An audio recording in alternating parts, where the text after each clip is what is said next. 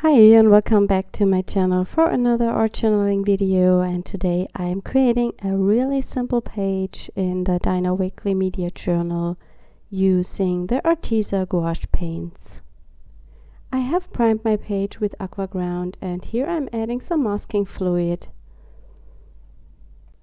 My masking fluid came in a normal jar and I just filled it into this glue bottle, I think it is, and it has a really fine tip so you can create detailed images with it.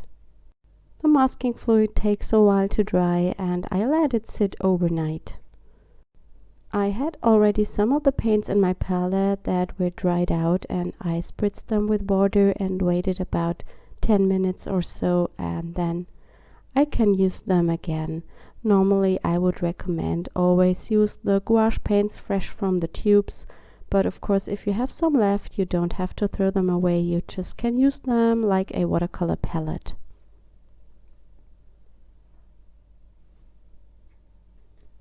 If you don't know what the difference is between gouache paints and watercolor and also acrylics, it's really easy to explain.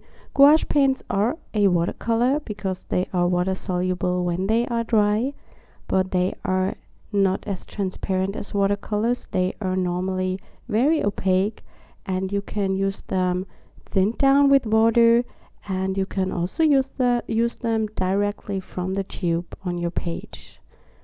They behave a little bit like acrylic inks, I feel, just that they are not permanent when dry. I'm adding the colors to this page and it's very much inspired by Dina Wakley. I really love her style and I love the loose way she is working, and that's also a lot of fun, I think, because I don't think too much. I just throw the colors in and I'm adding water and I'm adding splatters, and it's just fun and I think a very relaxing process. If you want to recreate this page, you don't need the gouache paints. You can just use what you have on hand, for example watercolors or thinned down acrylic paints, or you can even use the Neocolor crayons, for example.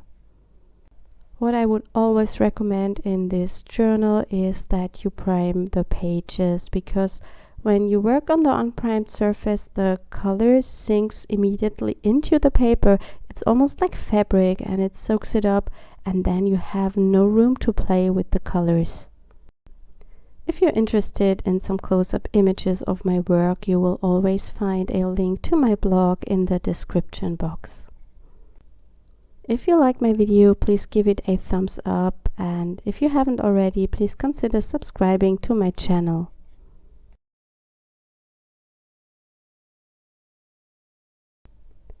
While my page is drying, I am creating a tag that I want to put onto the page, and therefore I'm also using the gouache paints, and I'm working on a craft mat. It's actually a piece of a baking mat, but I think it works in the same way, and it works better than working on a glass plate, because when you work on that craft sheet, the color splatters you have, they stay in place. If you work on the glass plate, the color grows together to a big blob, and that doesn't create that interesting texture when you dip in your tag.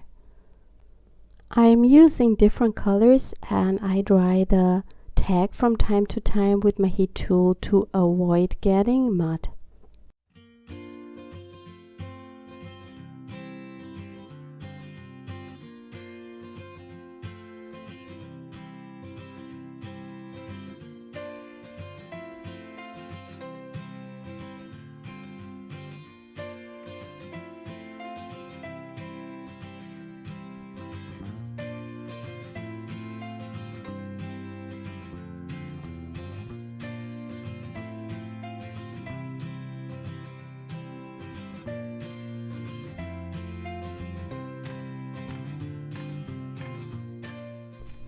That's also a difference from gouache paints to watercolors, that you can layer them as they are opaque, and when you have a dry background and go on top with gouache, you have the possibility to layer. You of course cannot work too much on the surface when there's already paint underneath, because it will be reactivated, so you have to work with more care, I think.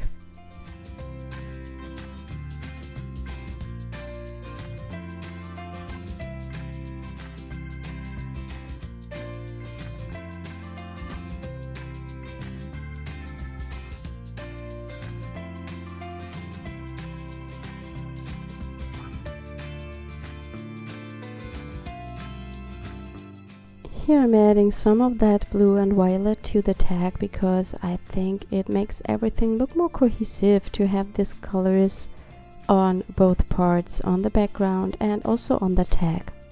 And you can see that I have already removed the masking fluid from the page. It's very easy, I just rubbed it off with my fingers, and now I have an interesting circle pattern on the page.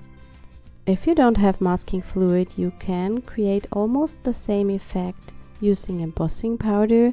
You just need an embossing pen for that, and add white embossing powder to your page, and then you heat it and add the color, and embossing powder will resist against any watercolor, so the final result will look almost similar.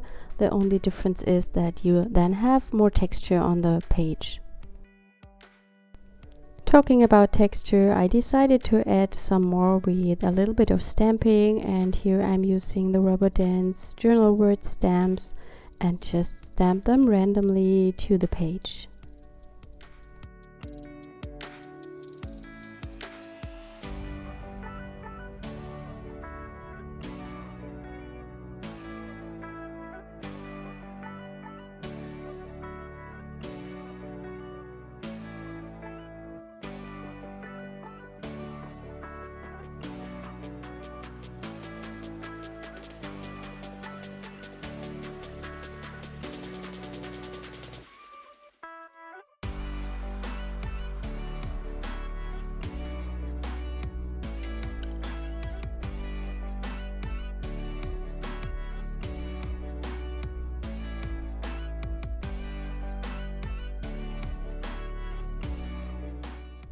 I add even more interest to the background by stamping some stitching borders.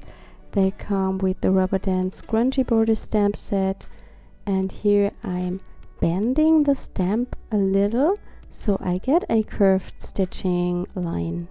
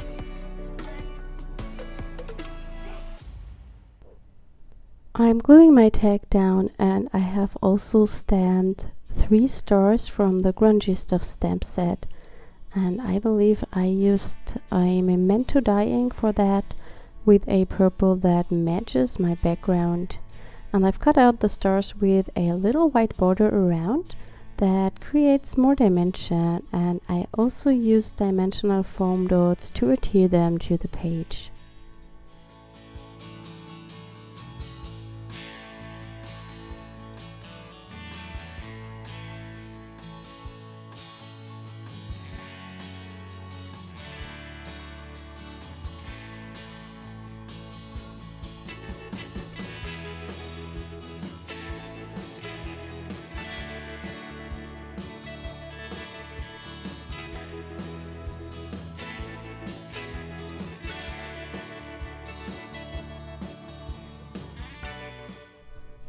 To finish the page up, I'm adding my sentiment. I cut the words out from the Rubber Dance Mixer Sentiment number 2 stamp set, and it says creating imperfection is magical and also limited edition. And here you can see the finished page. I hope you enjoyed today's video. Thank you so much for watching, and we will see us next time. Bye!